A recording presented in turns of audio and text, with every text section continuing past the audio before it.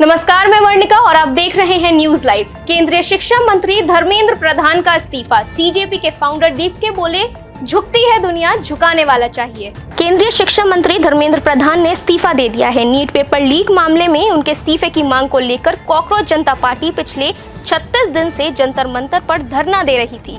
वहीं शिक्षा मंत्री के इस्तीफे के बाद जंतर मंतर पर कॉकरोच जनता पार्टी के फाउंडर अभिजीत दीपके ने कहा कि वे कहते थे इस सरकार में इस्तीफे नहीं होते, लेकिन झुकती है दुनिया, झुकाने वाला चाहिए। दीपके ने यह भी कहा कि मंत्री का इस्तीफा तो हो गया है, लेकिन हमारी 2 और मांगे हैं। हम ऐसे नहीं जाएंगे। जिन बच्चों ने सुसाइड किया है उनके परिवार को 1 करोड़ रुपए मुआवजा मिले और पुलिस वालों पर एक्शन हो। दिल्ली पुलिस के अधिकारी याद रखें कि उन्होंने कॉकरोच से पंगा लिया है। हमने तो एक मंत्री का इस्तीफा ले लिया है, तो तुम लोग क्या चीज हो। छात्रों पर केस वापस होने चाहिए। दूसरी ओर धर्मेंद्र प्रधान ने इस्तीफे को लेकर जारी पत्र में कहा कि युवाओं को भ्रमित किया गया है।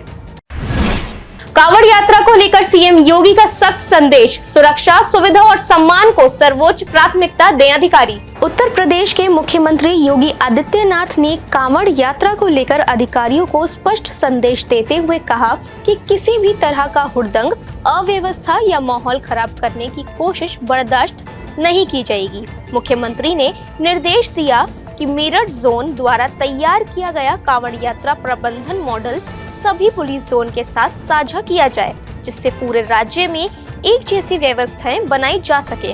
इसके साथ ही जिलाधिकारी और पुलिस अधिकारी कांवड़ संघों के साथ लगातार संवाद बनाए रखें और कांवड़ शिविर संचालकों का सत्यापन पहले ही पूरा कर ले।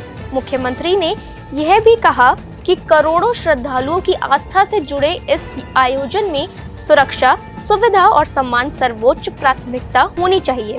सीएम योगी ने क्षतिग्रस्त सड़कों की तत्काल मरम्मत कराने, कांवड़ मार्गों पर पर्याप्त प्रकाश व्यवस्था, स्वच्छता, पेयजल, शौचालय और अन्य नागरिक सुविधाएं उपलब्ध कराने को कहा। मुख्यमंत्री ने कांवड़ मार्गों पर मांस और शराब की दुकानों को बंद रखने के भी निर्देश दिए।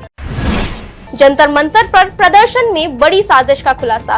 फेशियल रिकॉग्निशन कैमरों से 2000 से अधिक आपराधिक रिकॉर्ड वाले लोगों की पहचान। दिल्ली में जंतर मंतर पर सीजेपी के प्रदर्शन के बीच बड़ी साजिश का खुलासा हुआ है। मीडिया रिपोर्ट्स के अनुसार जंतर मंतर पर लगाए गए फेशियल रिकॉग्निशन सिस्टम कैमरों की मदद से अब तक 2000 से अधिक ऐसे लोगों की पहचान की गई है जिनका पहले से आपराधिक रिकॉर्ड रहा है और वे प्रदर्शन स्थल पर पहुंचे थे। पुलिस इन लोगों की गतिविधियों पर विशेष नजर रख रही है। इसके साथ ही जंतर मंतर और आसपास के क्षेत्र में बड़ी संख्या में लोगों की मौजूदगी को देखते हुए एफआरएस आधारित निगरानी लगातार की जा रही है। दिल्ली पुलिस के अनुसार प्रदर्शन के दौरान औसतन करीब 10,000 लोग जंतर मंतर और आसपास मौजूद रहे हैं। इस भीड़ को नियंत्रित करने और सुरक्षा व्यवस्था बनाए रखने के लिए करीब 3000 पुलिस कर्मियों की तैनाती की गई है। बहरीन और कुवैत ने पहली बार ईरान पर किया हमला, ड्रोन मिसाइल डिपो तबाह। ईरानी हमलों पर पलटवार करते हुए बहरीन और कुवैत ने ईरान के अंदर हमले किए हैं। यह पहली बार है जब बहरीन और कुवैत इस युद्ध में सीधे तौर पर शामिल हो गया है।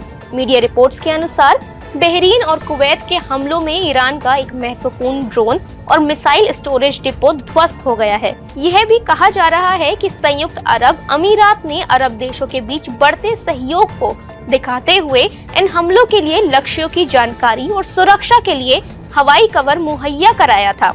इतिहास में यह पहली बार है जब इन दोनों छोटे खाड़ी देशों ने सीधे ईरानी धरती पर बमबारी की है। एक ओर जहां बहरीन में अमेरिकी नौसेना का 5वां बेड़ा तैनात है, तो वहीं कुवैत में भी बड़ा अमेरिकी सैन्य ठिकाना है।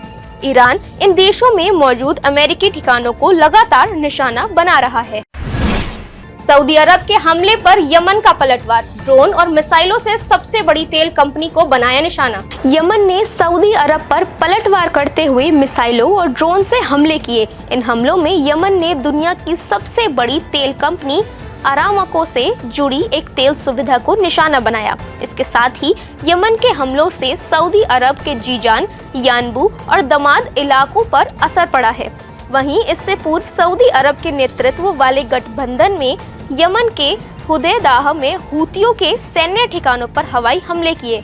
ये हमले लाल सागर में सऊदी से जुड़े जहाजों पर हूतियों के हमलों के जवाब में किए गए। सऊदी नेतृत्व वाले गठबंधन के प्रवक्ता मेजर जनरल तुर्की अल मल्की ने कहा कि हमने हौदेदाह प्रांत में आतंकवादी हूती मिलिशिया के सैन्य ठिकानों पर जवाबी कार्यवाही की है। वहीं हूती संचालित अल मसीरा टीवी ने बताया कि हौदेदाह शहर में सरकारी टेलीकॉम कंपनी और यमन के पश्चिमी तट के पास कामरान द्वीप को निशाना बनाया है। हालांकि गठबंधन सेना के प्रवक्ता अल मल्की ने कहा कि बंदरगाह को निशाना बनाया गया था। आज के लिए बस इतना ही। कल फिर मिलेंगे देश और दुनिया से जुड़ी नई जानकारियों के साथ। तब तक के लिए देखते रहिए और सब्सक्राइब करिए IIMT मीडिया।